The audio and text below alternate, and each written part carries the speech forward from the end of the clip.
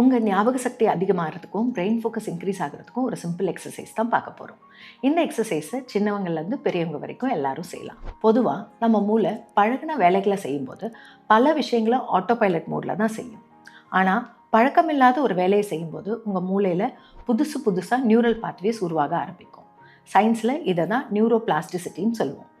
இப்போ நம்ம பண்ண போகிற பயிற்சி மூளைக்கான ஒரு ஒர்க் அவுட் மாதிரி.